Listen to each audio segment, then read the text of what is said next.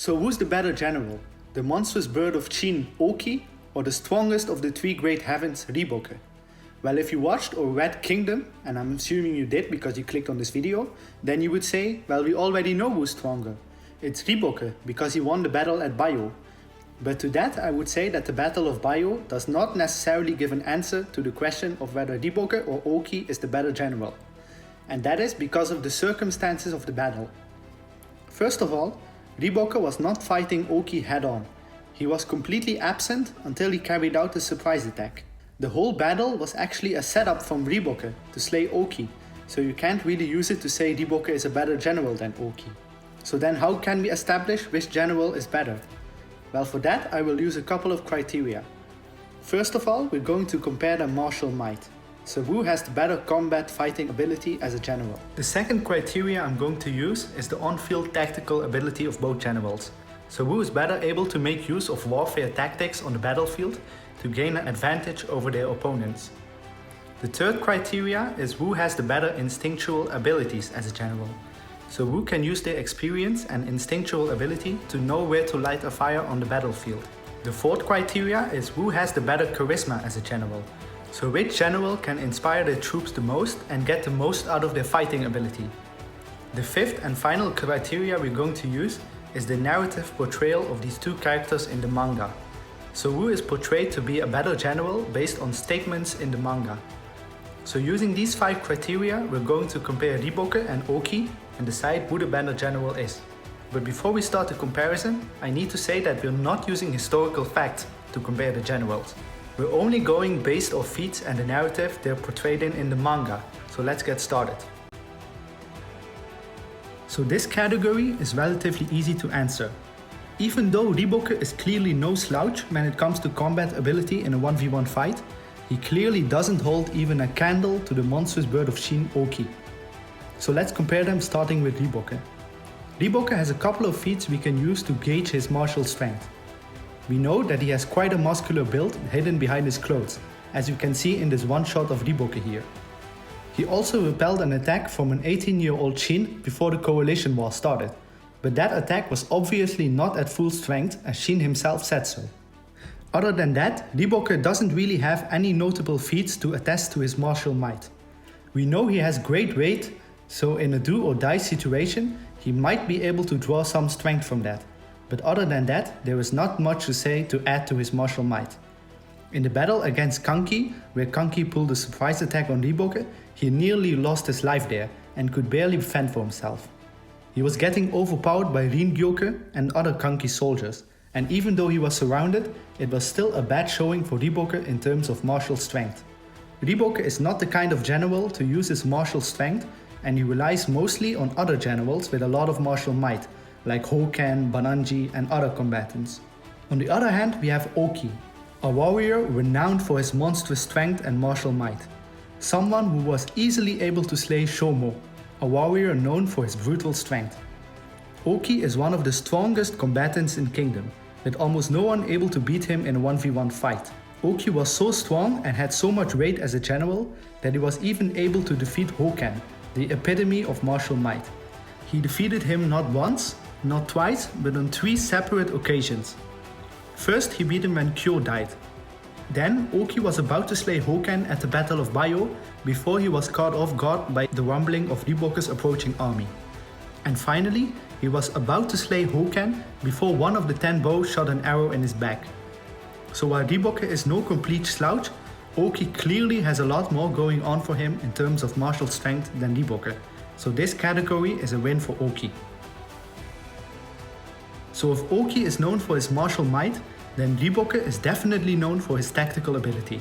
For this category, we're going to compare these two generals on their ability to use battlefield tactics to gain an advantage over their opponents. Let's analyze Riboku's tactical ability first. Riboku has been shown to possess great tactical ability as a general. His tactical strength is definitely his foresight and ability to gain an advantage before the fighting even starts. He mostly uses pre-battle preparations to gain this advantage. But on battlefield, he also has amazing tactical ability, as he for example was able to use the flow formation, which only 2 people in the whole Kingdom universe are able to use. He is also able to find the origin of the working of an army on the battlefield.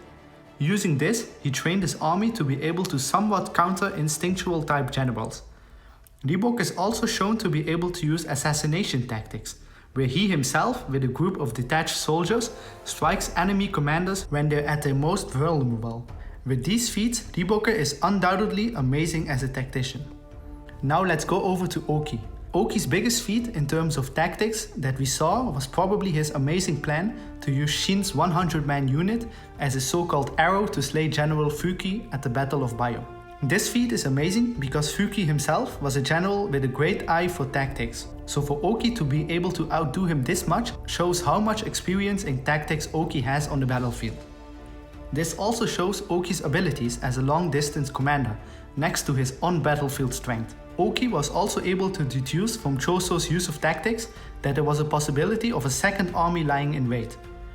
Ouki had defensive battle formations that were described as a wall of iron, which were near impenetrable, making him an all-round general capable of both offense and defense. So comparing the two in terms of tactics, I have to say it's pretty close.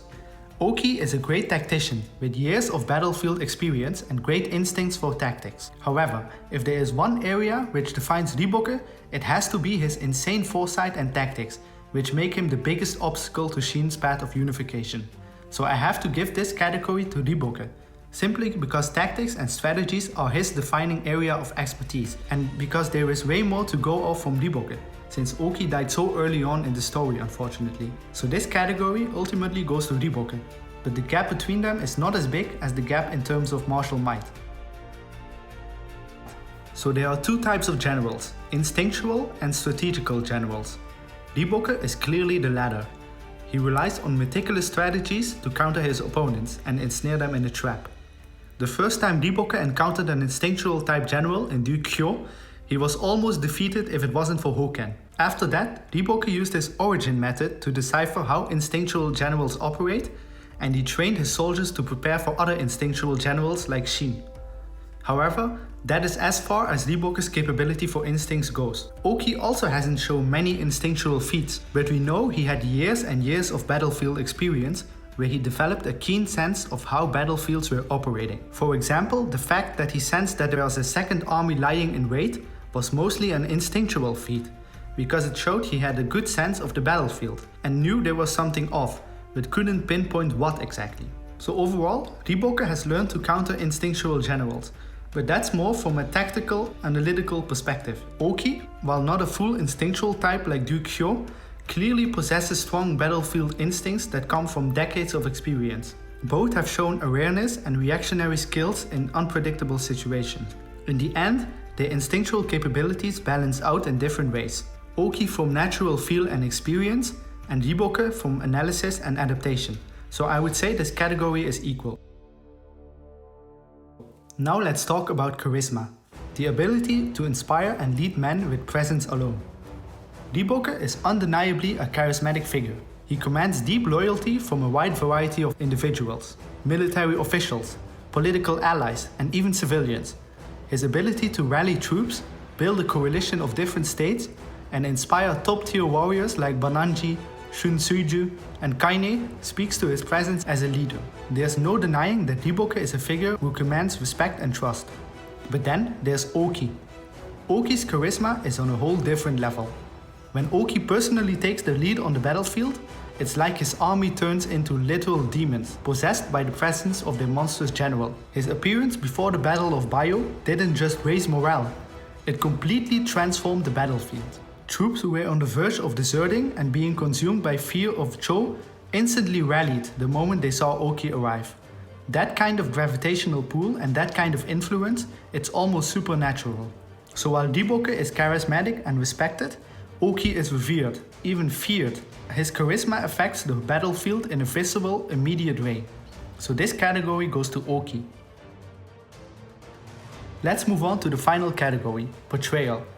In terms of narrative portrayal, Ouki has one of the most legendary auras in the story. He is known as the monstrous bird of Chin, a great general of unmatched presence, a role model to many, and the man who set Shin on his path. He's the archetype of the classic great general, larger than life, wise, terrifying, and almost unbeatable in battle.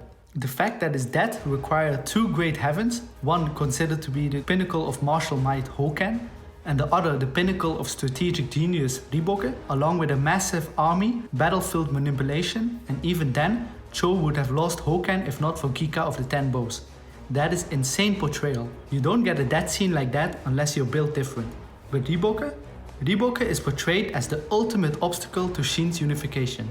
Multiple characters, including legends like Renpa, called him the most dangerous man in all of China. He has successfully repelled Shin's invasions, built alliances, crushed major generals like Kanki, and his threat looms large over the story, even in arcs where he doesn't appear. The narrative is clearly building him up as the final wall, the last great general who must be overcome for Shin to achieve its dream. So while Ouki is portrayed as a legend of the past and the symbol of Shin's ideals, Riboku is portrayed as the peak of what exists in the present, the final boss. It also reflects the theme of how the new generation surpasses the old. Riboku is currently the strongest of the three great heavens, while Ouki's era is unfortunately behind us. Because of this, Riboku has slightly better portrayal, not because he's stronger, but because of his role in the story. But that takes nothing away from Ouki's legendary status. So in the end, who's the better general? If we're talking from a story or plot perspective, Riboku probably has a slight edge.